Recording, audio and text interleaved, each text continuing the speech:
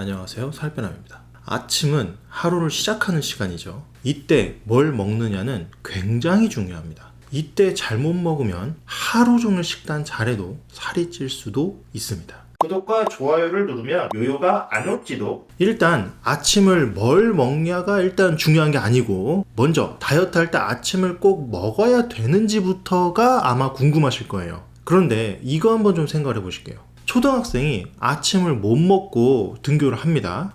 그러면 애가 아침도 안 먹고 학교 가면 몸에 안 좋지 않을까? 아침을 먹어야 공부도 더 잘 된다고 뭐 그렇게 하던데, 그 혹시 공부 못하면 어떡하지? 즉, 아침을 먹는 게 좋을 것 같다는 생각을 하는 사람들이 압도적으로 많긴 많아요. 그러니까 초등학생 이렇게 생각해보면 딱 그렇게 생각을 한단 말이죠. 그리고 영국, 호주, 미국, 아일랜드, 뉴질랜드 등의 선진국에서도 정부 차원에서 이렇게 말하고 있습니다. 아침을 먹는 것이 건강에 더 좋으며 살이 빠지는 것에도 도움이 될 수 있다고 말이죠. 그런데 생각을 해보면 어디서 뭐 아침 먹을 필요 없다고 들은 것 같기도 해요. 이런 연구도 있어요. 심지어 모나슈 의대 19년도 연구에 따르면 아침을 걸은 그룹의 체중이 평균 0.44kg 더 낮았습니다. 아침을 먹으면 안 먹은 사람들보다 하루 에너지 섭취량이 약 260칼로리 정도 더 많았어요. 따라서 해당 논문에서는 아침 식사 섭취가 체중 감량을 돕는다는 증거는 부족하며, 오히려 아침을 안 먹는 게 약간의 체중 감소를 유도할 수 있다고 결론을 내렸습니다.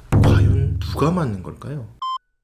방금 말씀드린 이 모나슈 의대의 논문은요, 맞으면서 틀렸어요. 일단 우리나라에서는 해당 논문이 저는 틀렸다고 봅니다. 해당 논문에서 인용한 논문들 13개 중 12개가 영미문화권에서 나온 연구예요. 6개는 미국, 6개는 영국입니다. 특히 미국에서 현재 주로 먹는 아침을 이렇게 사진으로 예시를 한번 보세요. 거의 뭐 다 설탕 덩어리입니다. 뭐 초코 케이크에 가까운 수준이에요. 시리얼로 뭐 설탕을 잔뜩 묻혀놓고 뭐 빵에도 막 설탕을 다 묻혀놨습니다. 아침이라고 먹는 거를 보면 거의 뭐 설탕 덩어리를 씹어 먹는 수준이라고 할 수가 있어요.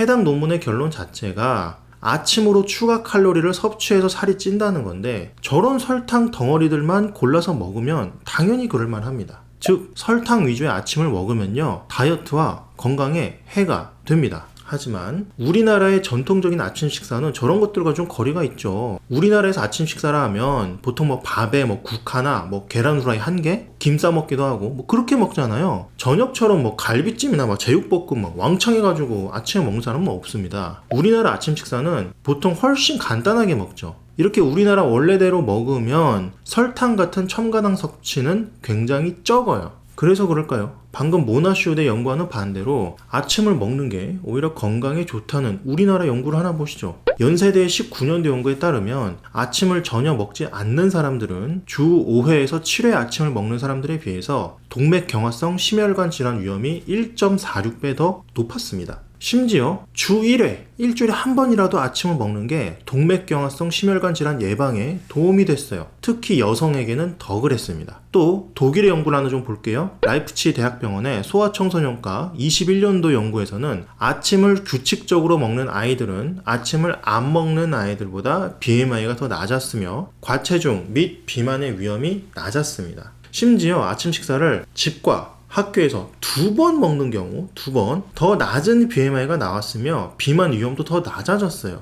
즉, 아침을 먹는 게 다이어트와 건강에 더 유리한 것은 맞습니다. 다만 그걸 뭘 먹냐에 따라서 차이가 크게 날 수가 있어요. 아침에 첨가당 위주, 그러니까 설탕 위주의 음식을 먹으면 건강과 다이어트에 오히려 해가 됩니다. 그날 하루 종일 다이어트의 성패가 이미 아침에 패배로 결정이 나버리는 거죠. 또 생각을 해보면 이렇게 아침부터 당을 먹으면 인슐린 분비 조절에 문제가 생길 거예요. 분명히 인슐린이 더 많이 나올 거고 몸이 살찌는 몸으로 조금이라도 바뀌어 있겠죠. 그 상태에서는 점심하고 저녁까지 다 영향이 당연히 가는 겁니다. 그래서 아침 먹는 게 그렇게 중요한 거예요. 반대로 아침을 잘 먹으면 건강과 다이어트에 분명히 도움이 되는 게 별것 아닌 것 같아도, 이렇게 좋은 아침을 먹는 게 막 한 달이 되고 또 막 1년이 되고 그런다면은 당연히 이게 다이어트 성공 여부에 큰 영향을 줄 겁니다.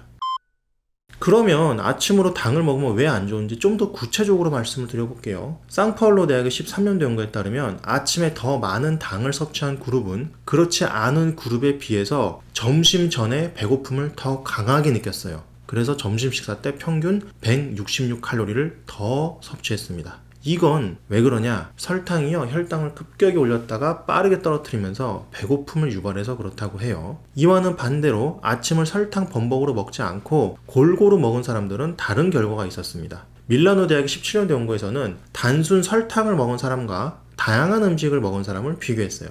그랬더니 골고루 아침을 먹은 사람은 혈당과 인슐린 상승이 낮았고요. 뚱보 호르몬인 그릴린도 낮아졌습니다. 동시에 인지 기능은 또 좋아져서 아침을 먹으면 머리가 잘 돌아간다는 것도 또 보여줬어요.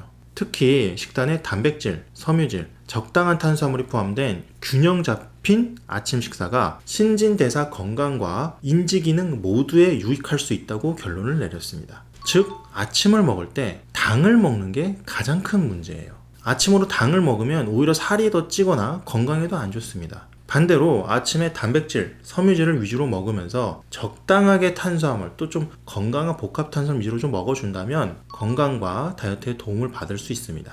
음식으로 따지자면 아침에 설탕 범벅된 시리얼이나 빵에 잼 발라서만, 설탕잼 발라서만 드시지 마시고 채소, 과일, 계란, 두부, 닭가슴살 등으로 단백질도 챙겨주시고, 또 채소, 과일 등으로 섬유를 챙겨주시고, 잡곡밥도 좋겠죠. 그리고 거기에 약간의 탄수화물만 얹어주시면 됩니다.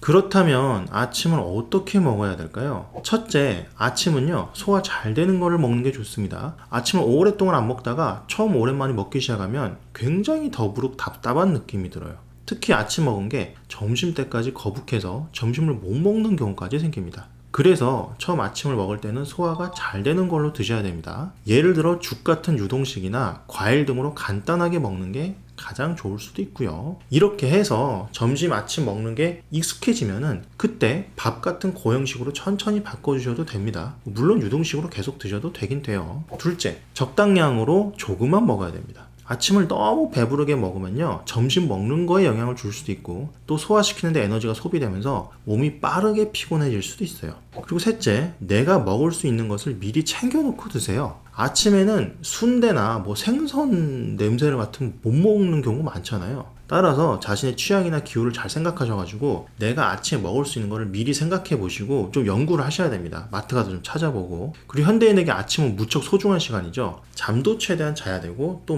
출근, 등교 준비해야 되고. 따라서 아침 식사는 시간과 노력이 너무 많이 들지 않고 간편하게 좀 빨리 준비할 수 있고 빨리 먹을 수 있는 거를 좀 연구를 하시는 게 좋아요. 앞선 세 가지 요소들을 따져보시고, 또 영양적인 밸런스는 섬유질, 단백질을 좀 챙겨주시고 추가로 탄수화물을 좀 곁들여 주시면 됩니다. 탄수화물 완전히 빼실 필요는 없어요. 에너지도 좀 필요하니까. 따라서 저 같은 경우에는 잡곡밥 약간이나 감자, 고구마 등으로 탄수화물을 조금 챙겨줍니다. 여기에 간단한 채소 나물이나 과일 등으로 섬유질도 챙겨주고요. 마지막으로 계란, 두부, 치즈, 그리고 설탕이 안 들어간 그릭 요거트, 그리고 또 우유 등으로 단백질 챙겨주시면 됩니다. 섬유질과 단백질 비중을 좀 더 늘리시고 탄수화물 비중은 이때는 20% 이하로 잡으셔도 큰 문제는 없을 것 같아요. 오늘도 다이어트와 건강을 위해서 열심히 공부하시고 노력하시는 우리 패밀리 여러분, 저는요, 여러분이 정말로 자랑스럽습니다.